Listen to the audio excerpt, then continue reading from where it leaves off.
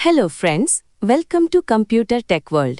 ಆತ್ಮೀಯ ಸ್ನೇಹಿತರೆ, ಇವತ್ತು ಕಂಪ್ಯೂಟರ್ ಜಿಕೆ ಎಂಸಿಕ್ಯೂ ಸೀರೀಸ್ ಭಾಗ 2 ಸಂಚಿಕೆಯನ್ನು ಪ್ರಸ್ತುತಪಡಿಸುತ್ತಿದ್ದೇವೆ. ಇವತ್ತಿನ ವಿಡಿಯೋದಲ್ಲಿ 10 ಕಂಪ್ಯೂಟರ್ ಜಿಕೆ ಎಂಸಿಕ್ಯೂ ಪ್ರಶ್ನೋತ್ತರಗಳು, ಅದರ ಉತ್ತರಗಳು ಮತ್ತು ಅದರ ವಿವರಣೆಯನ್ನು ತಿಳಿಸಿಕೊಟ್ಟಿದ್ದೇವೆ. ಸಂಚಿಕೆಯನ್ನು ಸಂಪೂರ್ಣವಾಗಿ ಕೇಳಿ, ಲೈಕ್ ಮಾಡಿ, ಶೇರ್ ಮಾಡಿ ಮತ್ತು ನಮ್ಮ ಚಾನೆಲ್ ಅನ್ನು ಸಬ್ಸ್ಕ್ರೈಬ್ ಮಾಡಿಕೊಳ್ಳಿ. 11. ಕಂಪ್ಯೂಟರ್ ನೆಟ್ವರ್ಕ್ನಲ್ಲಿ ಫೈರ್ವಾಲ್ನ ಕೆಲಸವೇನು? ಎ. ಇಂಟರ್ನೆಟ್ ಅನ್ನು ವೇಗಗೊಳಿಸಲು.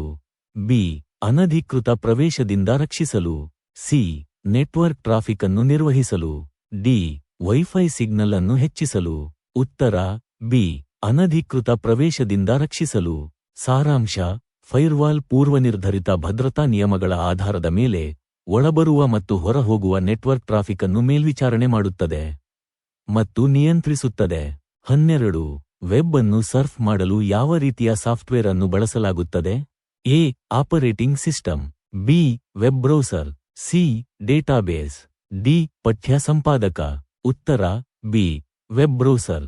ಸಾರಾಂಶ: ಅಂತರ್ಜಾಲದಲ್ಲಿ ವೆಬ್ಸೈಟ್ಗಳನ್ನು ಪ್ರವೇಶಿಸಲು ಮತ್ತು ನ್ಯಾವಿಗೇಟ್ ಮಾಡಲು ವೆಬ್ ಬ್ರೌಸರ್ ಅನ್ನು ಬಳಸಲಾಗುತ್ತದೆ. 13. HTTP ಎಂದರೇನು? A. Hypertext transmission protocol. B. Hypertext transfer protocol. C. Hyper transfer text protocol. D. Hyper transmission transfer protocol. ಉತ್ತರ ಬಿ. Hypertext transfer protocol. ಸಾರಾಂಶ: HTTP ಎಂದರೆ ಹೈಪರ್ ಟೆಕ್ಸ್ಟ್ ಟ್ರಾನ್ಸ್ಫರ್ ಪ್ರೋಟೋಕಾಲ್.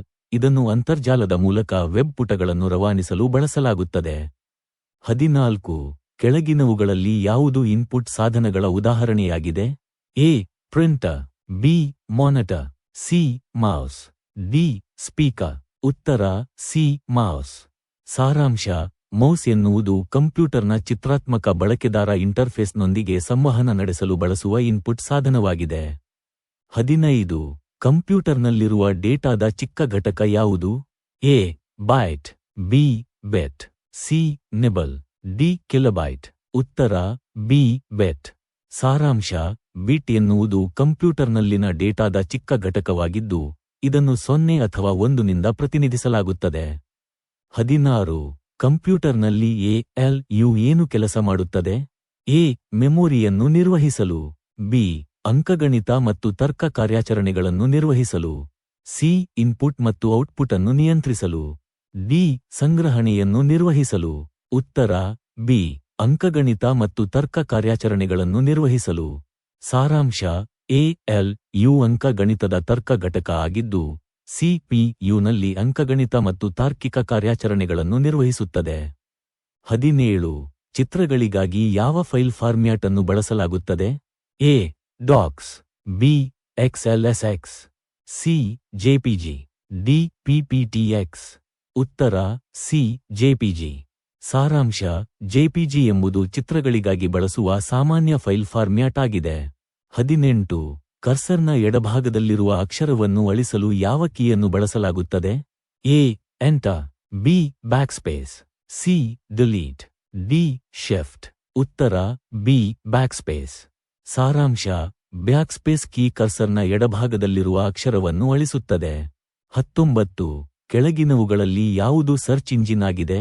ಉತ್ತರ B. ಬೆಂಗ್. ಸಾರಾಂಶ: being ಎನ್ನುವುದು ಅಂತರ್ಜಾಲದಲ್ಲಿ ಮಾಹಿತಿಯನ್ನು ಹುಡುಕಲು ಬಳಸುವ ಸರ್ಚ್ ಎಂಜಿನ್ ಆಗಿದೆ. 20. ಕಂಟ್ರೋಲ್ ಸಿ ಯಾವ ಕಾರ್ಯವನ್ನು ಮಾಡುತ್ತದೆ? ಎ. ಆಯ್ಕೆ ಮಾಡಿದ ಪಠ್ಯವನ್ನು ಕಟ್ ಮಾಡುತ್ತದೆ. ಬಿ. ಆಯ್ಕೆ ಮಾಡಿದ ಪಠ್ಯವನ್ನು ನಕಲಿಸುತ್ತದೆ. ಸಿ. ನಕಲು ಮಾಡಿದ ಪಠ್ಯವನ್ನು ಪೇಸ್ಟ್ ಮಾಡುತ್ತದೆ. ಡಿ. ಡಾಕ್ಯುಮೆಂಟ್ ಅನ್ನು ಸೇವ್ ಮಾಡುತ್ತದೆ. ಉತ್ತರ ಬಿ. ಆಯ್ದ ಪಠ್ಯವನ್ನು ನಕಲಿಸುತ್ತದೆ. ಸಾರಾಂಶ: ಕಂಟ್ರೋಲ್ ಸಿ ಎಂಬುದು ಆಯ್ದ ಪಠ್ಯ ಅಥವಾ ಐಟಂಗಳನ್ನು ನಕಲಿಸಲು ಶಾರ್ಟ್ಕಟ್ ಕೀ ಆಗಿದೆ.